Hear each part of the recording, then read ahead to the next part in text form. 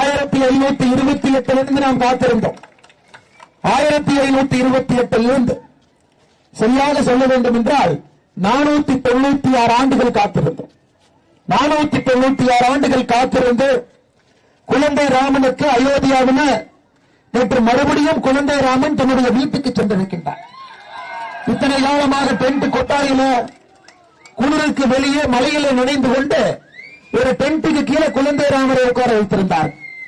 பாரதிய ஜனதா கட்சி நாம் சொன்னோம் குழந்தை ராமனுக்கு அவருடைய சொந்த வீட்டிலே அமர்வைப்போம் என்று உறுதி கொடுத்தோம். பல்லாயிரக்கணக்கான சகோதர சகோதரிகள் தன்னுடைய உயிரை கொடுத்திருக்கின்றார். ஆனால் பொறுமையாக செய்து காட்டுவோம், அனைத்து மக்களையும் இணைத்து செய்து காட்டுவோம், ஒரு சகோதரத்துவத்தோடு செய்து காட்டுவோம், நீதிமன்றத்தில் இருக்கக்கூடிய வழக்குகளை எல்லாம் வென்று செய்து காட்டுவோம் என்று நாம் சொல்லி இத்தனை ஆண்டு காலம் பொறுமையாக காத்திருந்து நேற்று அயோத்தியிலே குழந்தை ராமன் தன்னுடைய வீட்டுக்கு சென்றிருக்கின்றார். அந்த அற்புதமான காட்சியை தமிழகத்தில் நாம் எல்லாம் பார்த்தோம். ஐயா, ராமனுக்கு பிராண பிரதிஷ்டை, ஒரு கல்லாக இருந்த ராமனுக்கு, சிலையாக இருந்த ராமனுக்கு பாரத பிரதமர் நரேந்திர மோடி அவர்கள் உயிர் கொடுத்து ராமனாக மாற்றி இருக்கின்றார். அந்த பிராண பிரதிஷ்டை நிகழ்வை நாம் பார்த்தோம். சூரியன் உச்சத்தில் இருக்கக்கூடிய நேரம் 11:53 12:29 சூரியன் உச்சத்தில் இருக்கக்கூடிய நேரத்தில் ராமபெருமானுக்கு இந்த பிராண பிரதிஷ்டை நடந்து குழந்தை ராமன் தன்னுடைய சொந்த வீட்டிற்கு சென்றிருக்கின்றான். நம்முடைய சமகாலத்தில் இதை நடத்தி காட்டியிருக்கின்றார். எப்படிப்பட்ட பெருமை! நரேந்திர மோடி அவர்கள் இந்தியாவில் இருக்கக்கூடிய 142 கோடி மக்கள் சார்பாக பிரதமர் அதை செய்து காட்டியிருக்கின்றார். தலைமை எஜமானாக நேற்று அமர்ந்து அந்த பூஜையிலே பங்கேற்று பிராண பிரதிஷ்டை நிகழ்வை நடத்தி குழந்தை ராமனுக்கு நம்முடைய சமகாலத்தில் நடத்தி காட்டியிருக்கின்றோம். சகோதர சகோதரி, அதற்கு பாரத பிரதமர் அவர்கள் 11 நாட்கள் விரதம் இருந்தார். 11 நாட்கள் பிரதமர் அவர்களுக்கு அந்த பொறுப்பு கொடுக்கப்பட்ட பிறகு அந்த பொறுப்புக்கு தன்னை தயார்படுத்தினார். குழந்தை ராமனின் மீது கை வைக்க வேண்டும் என்றால் தன்னை தயார்படுத்திக் கொண்ட பிரதமர் சென்றார். 11 நாட்கள் எந்த உணவும் உண்ணாமல் வெறும் இளநீரை மட்டுமே குடித்து, 2 வேளை இளநீர் குடித்து 1 வேளை பழங்களை உண்டு நம்முடைய பாரத பிரதமர் நரேந்திர மோடி அவர்கள் 11 நாட்கள் விரதம் இருந்து நாம் நம்முடைய பிரதமருக்கு கொடுத்த பணி, தலைமை எஜமான் என்கின்ற பணியை வெற்றிகரமாக நேற்று நடத்தி காட்டி நம்முடைய குழந்தை ராமன் சொந்த வீட்டிற்கு செல்வதற்கு நாம் அனைவரும் கூட சாட்சிகளாக இருக்கின்றோம். சகோதர சகோதரி, பிரதமர் அவர்கள் சொன்னார் காலச்சக்கரம் மாறுகிறது என்று.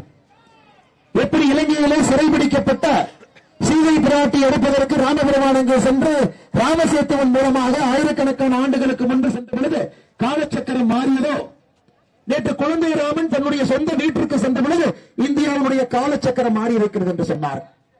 எனக்கு அதை விட பெரிய சந்தோஷம், எப்பொழுது தமிழகத்தில் ஒரு குழந்தை ராமனுடைய பிராண பிரதிஷ்டை நிகழ்வை பார்ப்பதற்கு கூட அனுமதி இல்லை என்று தமிழக அரசு தடை போட்டு எங்கேயும் கூட கோயிலுக்கு செல்லக்கூடாது, பிரார்த்தனை செய்யக்கூடாது, மதிய உணவளிக்க கூடாது என்று ஒரு கொடுங்கோல் ஆட்சியாக நமக்கு ஆர்டர் போட்டு நிறுத்தி வச்சு பாரதிய ஜனதா கட்சி விடிய 21ஆம் தேதி இரவு சுப்ரீம் கோர்ட்டினுடைய கதவை தட்டி தலைமை நீதிபதியின் முன்பு நம்முடைய ரிட் பெட்டிஷனை வைத்து 22ஆம் தேதி காலையிலே 10:25 முதல் பெட்டிஷனாக நீதிபதி சஞ்சீவ் கண்ணா முன்பதை கொண்டு வந்து அனுமதியை பெற்று 11 மணிக்கு காவல்துறையாக இருக்கட்டும், அறநிலைத்துறையாக இருக்கட்டும், யாரும் கூட கோயிலுக்குள்ளே வர முடியாது என்று பின்னர் அவர்களை அனுப்பிவிட்டு குழந்தை ராமனுடைய பிராண பிரதிஷ்டை நிகழ்வு நேற்று தமிழகத்தில் நடந்தது. ஐயா, அது காலச்சக்கரத்தினுடைய மாற்றம்.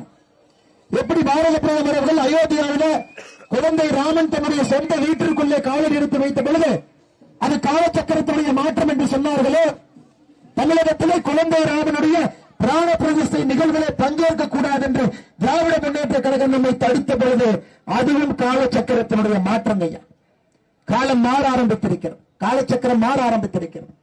மக்களுக்கு திராவிடத்தினுடைய பொய் அரசியல் வேண்டாம்.